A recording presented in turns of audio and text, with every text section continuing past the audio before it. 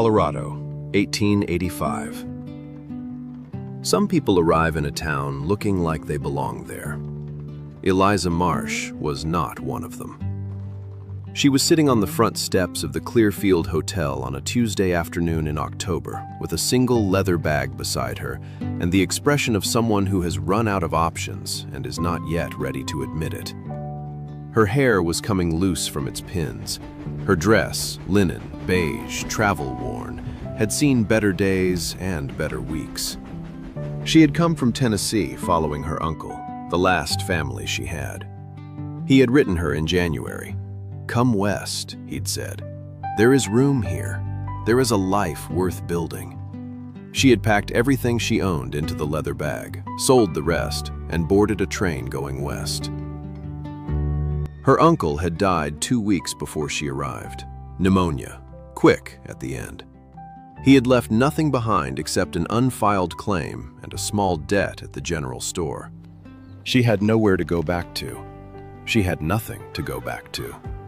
So she sat on the hotel steps in Clearfield, Colorado, doing the arithmetic of a life that had run out of numbers. It was then that a boy of about 9 stopped directly in front of her, looked at her with the direct gaze of a child who has not yet learned that staring is impolite, and said, "Why are you sad?" And before she could answer, a man's voice said, "Owen," and she looked up.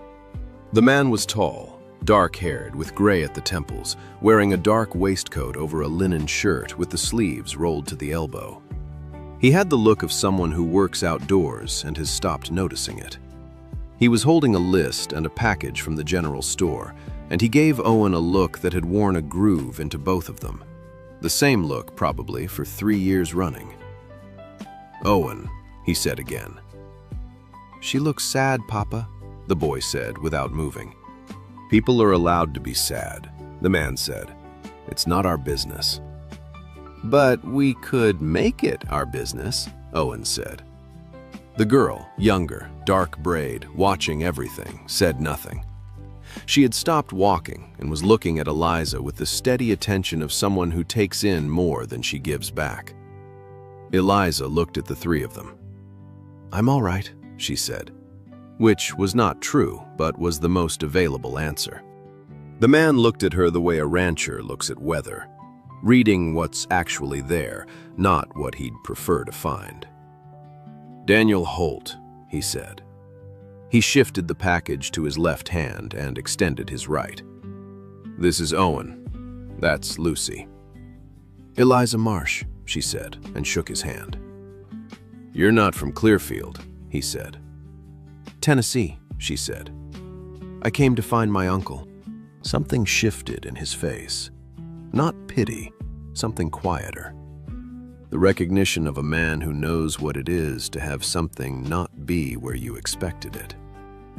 "Did you find him?" he said. She looked at the street. "He died before I arrived," she said. Owen had stopped fidgeting. Lucy had moved slightly closer to her father's side. "I'm sorry," Daniel Holt said. And he meant it. She could hear the weight of it. The difference between condolence spoken by someone who has also lost something real and condolence spoken by someone who has not. "Is there somewhere you're staying?" he said. She looked at the hotel behind her, then back at him. "I'm working on that," she said. She had $4.30. The hotel cost $2 a night. She had enough for 2 nights, which gave her 2 days to find work. Not impossible, but close enough to impossible that the distinction felt academic. She had not told Daniel Holt any of this. She spent the afternoon doing what she could. The general store needed no one. The restaurant was fully staffed. The schoolhouse already had a teacher. The laundry at the edge of town was a possibility. The woman who ran it, a Mrs. Pierce, said she might have work next week, not this week, and looked at Eliza's hands with the assessment of someone measuring the difference between a woman who had done laundry and a woman who hadn't. Eliza had done laundry. She had done most things.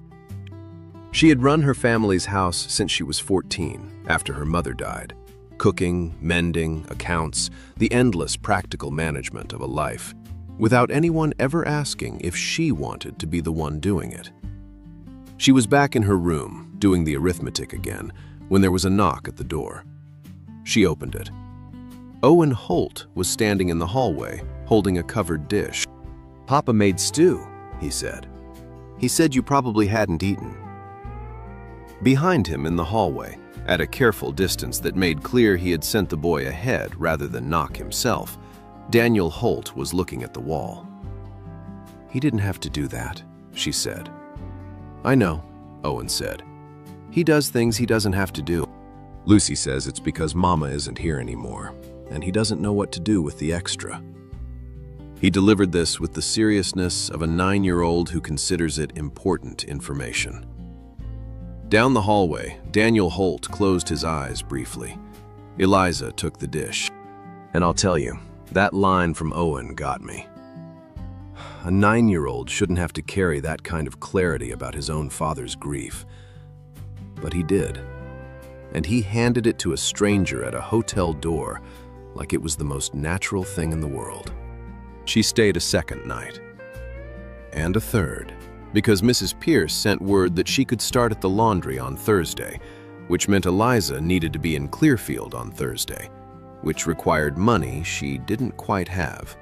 Resolved when she came downstairs Wednesday morning and was told by the hotel clerk that 3 more nights had been paid for. She found Daniel at the feed store.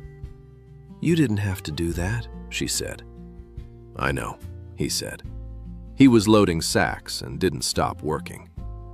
"I'll pay you back," she said. "You don't have to," he said. "I will anyway," she said. He stopped loading. He looked at her directly, not measuring her this time, just looking. "All right," he said. "You will." It was not a dismissal.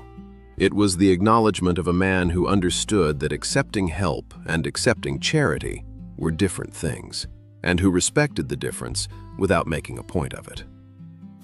She worked at the laundry Thursday through Saturday. It was hard and hot, and she was good at it. Mrs. Pierce told her Saturday she could come back next week. Not a solution, but a direction. Daniel came by the laundry on Saturday afternoon with Owen and Lucy. He said he was passing. The laundry was not on the way to anywhere he had mentioned going. Owen told her, while his father talked to Mrs. Pierce, that Lucy had asked at breakfast whether the lady from Tennessee was going to stay. "What did your father say?" Eliza asked. Owen thought about it. "He said he didn't know," Owen said. "But he said it like he was hoping you would." He went back to watching the street with the serenity of a child who has delivered his message and considers his work done. Lucy spoke to her for the first time on a Sunday. Daniel had brought them to church. Eliza had gone alone and found them 2 rows ahead. And afterward, Daniel had introduced her to Reverend Cole and several townspeople with the ease of a man who had decided something without announcing it. They walked back along the main street, all 4 of them, in the way that happens when nobody has planned it and everyone has accepted it. Lucy walked beside her. She was quiet for a long time. Then, "Do you know how to braid hair?" "Yes," Eliza said. "Papa tries," Lucy said.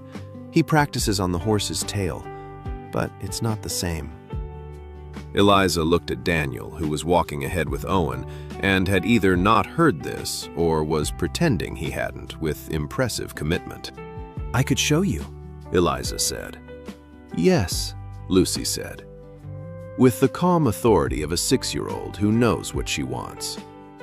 That afternoon, she sat on the hotel porch and braided Lucy's hair while Owen explained, at considerable length, the complete history of every horse on his father's ranch.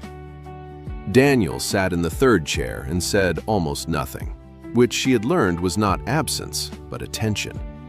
He was listening to everything. When it was time to leave, Lucy held her hand briefly before letting go.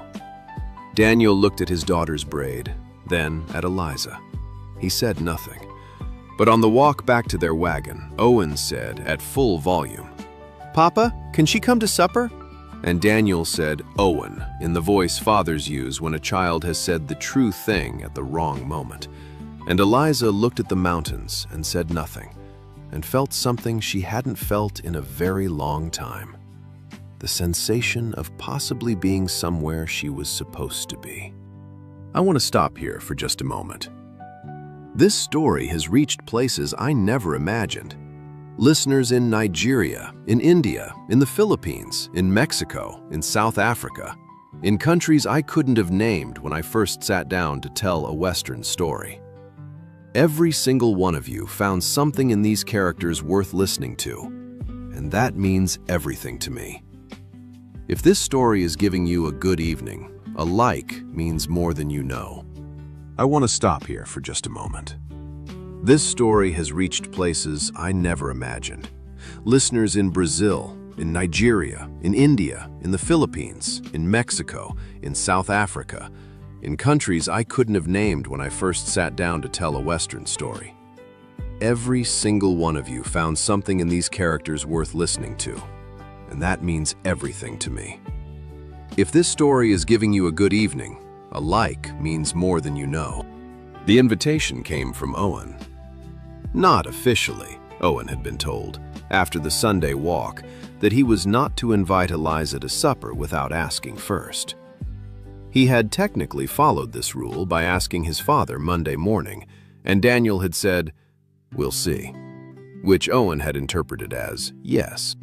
Eliza arrived at the Holt ranch Wednesday evening to find the table set for 4, and Lucy arranging wildflowers in a jar with the focused concentration of someone executing a plan.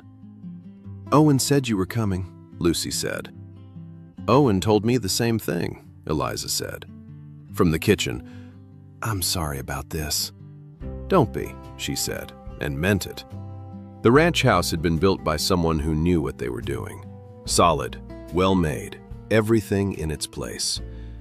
It was also the kind of house managed for 2 years by a man alone, which meant it was functional and slightly cheerless in the way of places that have forgotten what it feels like to have someone care about them beyond the minimum. Supper was good. Daniel cooked without fuss, competently, without drawing attention to the competence. Owen talked throughout. Lucy watched Eliza with the steady attention she had apparently decided to give her. Daniel said measured things at the right moments. After supper, the children were sent to bed with a firmness that suggested he had something to say. He sat across from her at the kitchen table with his coffee and said, "I want to ask you something directly, because I don't know another way." She waited. "How long are you planning to stay in Clearfield?" She looked at her cup. "I don't know," she said honestly. "I don't have anywhere else to be." He nodded once, slowly, working through something. "That's not a bad answer," he said, which was not what she expected. "Why?" she said. He looked at his coffee. "Because I have a question I'm not ready to ask yet," he said, "and I need you to still be here when I am." He asked her to come to the ranch the following Saturday. Not for supper, he was specific. He wanted to show her something. He said this with the expression of a man who has rehearsed what he wants to say and is not entirely sure it will survive contact with the actual moment. She came on Saturday. He showed her the ranch, the north pasture, the fence lines, the barn, the kitchen garden that had gone to seed because he couldn't manage everything and the cattle had to come first. He showed her the apple tree on the east side that his wife had planted the first year. He showed her all of it without explanation, as if the showing were itself the explanation. Then they sat on the porch. Owen and Lucy visible in the yard, working on something involving a rope that appeared to be a project of some importance. Daniel turned his coffee cup in his hands. "I'm going to say something," he said, "and I want you to know that you can say no, and I will accept that, and nothing between us changes." She waited. "I need help with this ranch," he said. "Not just the practical things, though those too. I need someone who knows how to make a house feel like a home. Someone Owen will listen to. Someone Lucy can learn from." He looked at the mountains. "I need someone who can be here, properly here, permanently."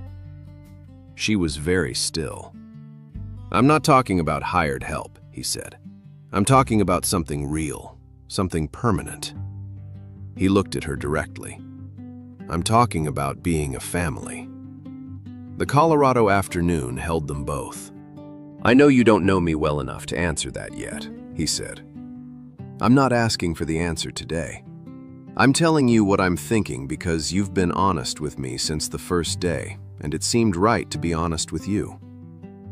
She looked at this man, careful, direct, thoroughly decent, who had sent his son with stew and paid a hotel bill without announcement and shown her a dead kitchen garden as if it were a confession. "Daniel," she said, "I'll think about it." "That's all I'm asking," he said. And he meant every word of it. The complication arrived on Monday morning. His name was Ned Hargrove, 40 years old, owned the feed supply operation on the south end of Clearfield, recently widowed himself and not shy about it. He appeared at the laundry while Eliza was working with the easy confidence of a man who has been told by enough people that he is a good catch that he has started to believe it without verification. He was pleasant. He was prosperous. He asked if she might like to come to the Henderson social on Friday with the practiced charm of someone who has done this before and expected it to work. She thanked him and said she'd think about it.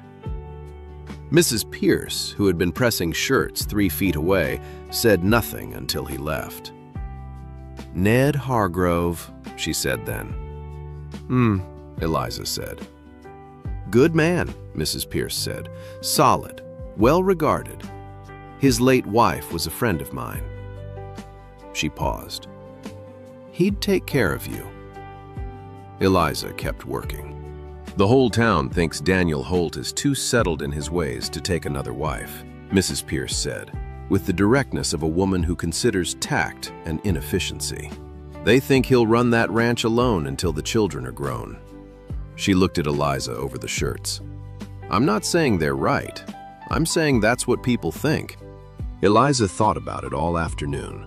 She thought about Ned Hargrove, who was solid and pleasant and would take care of her.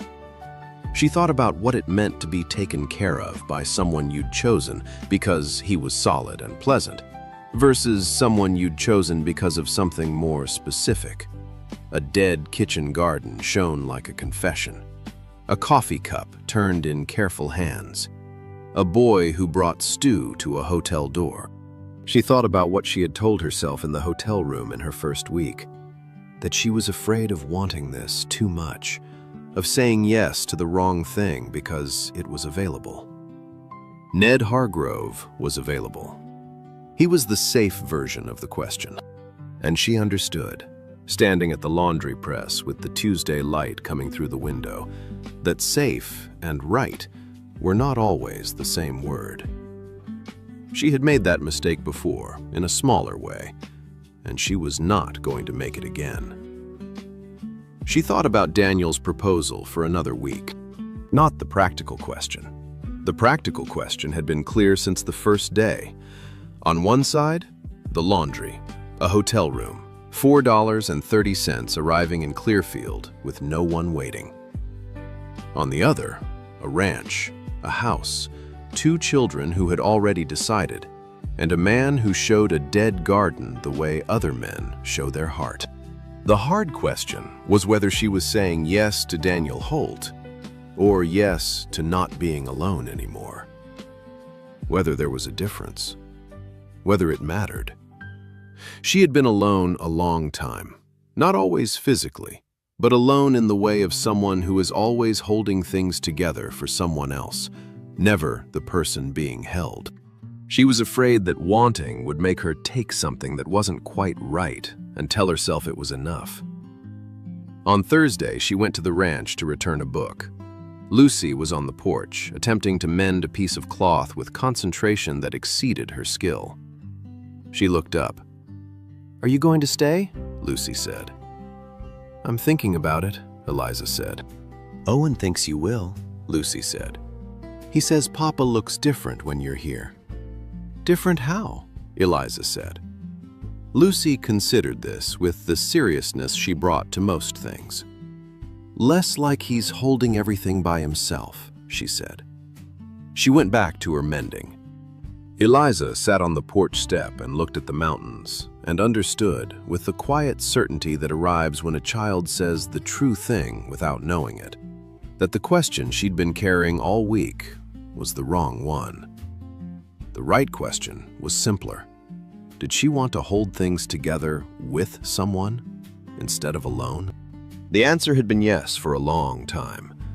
She had just been afraid to say it out loud, because saying it out loud made it real, and real things could be lost. She found Daniel at the north fence on Friday morning. She had not planned to go looking for him. She had planned to go to the laundry, but she had walked 3 blocks and stopped and turned around because she had the answer, and holding it one more day felt like a waste of time neither of them needed to waste. He saw her coming across the field and stopped working and waited with the patience of a man who has decided not to assume anything. She stopped a few feet from the fence. "I've been thinking about what you said," she said. "I know," he said. "I want to say yes," she said, "but I need to say something first." He waited. "I'm not doing this because I have nowhere else to go," she said. "I have the laundry.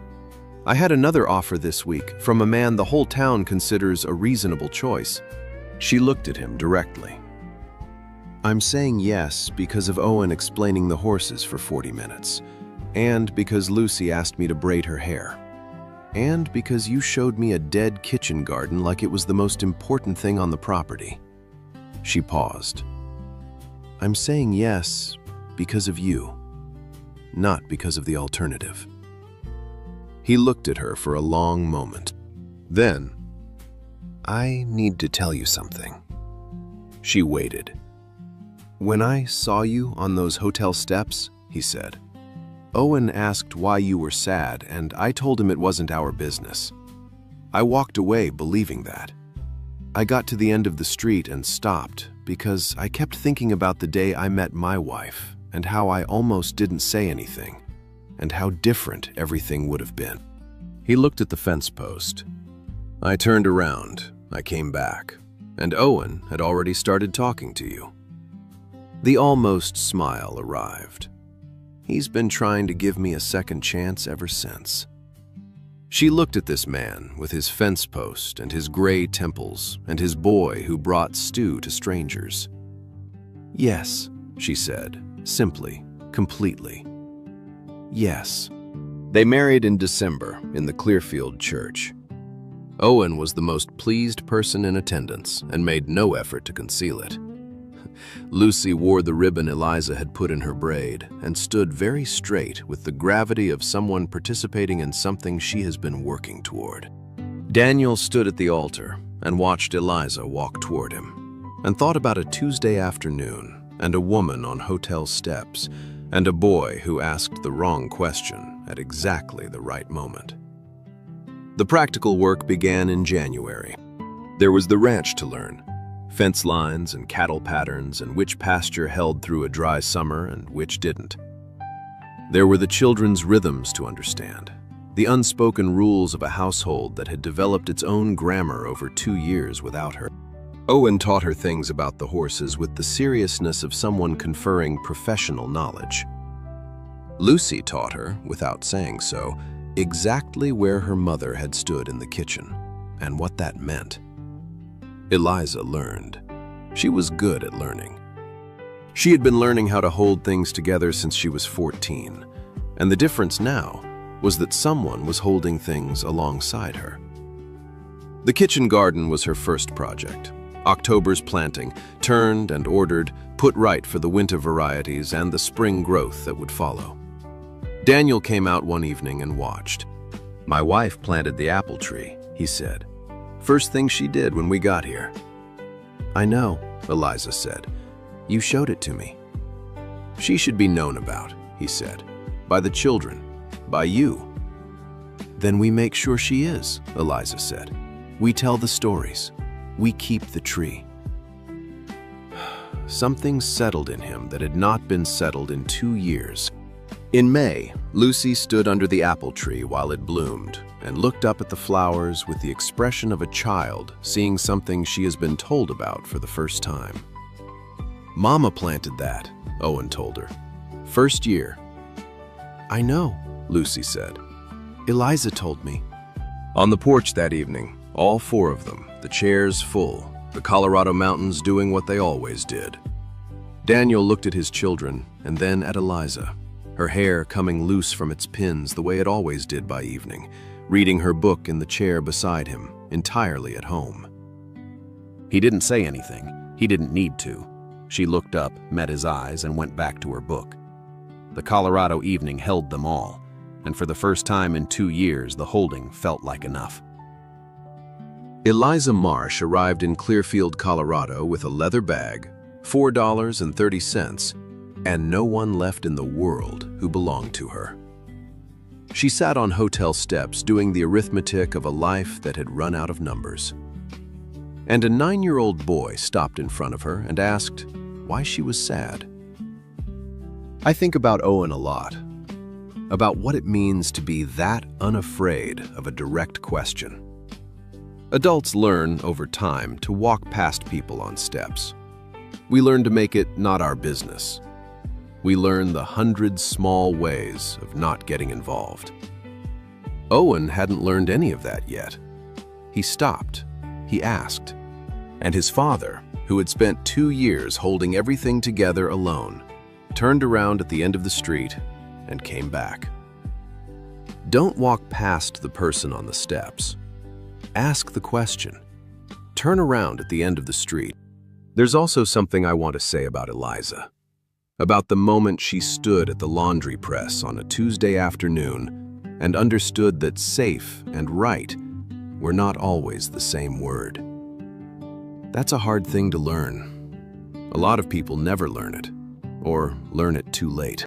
She learned it at 24 in a Colorado town where she had nothing, and she made the harder choice. That took something. The right things usually do. Thank you for riding with me today. Wherever you are, I am grateful you were here. Until next time, keep riding.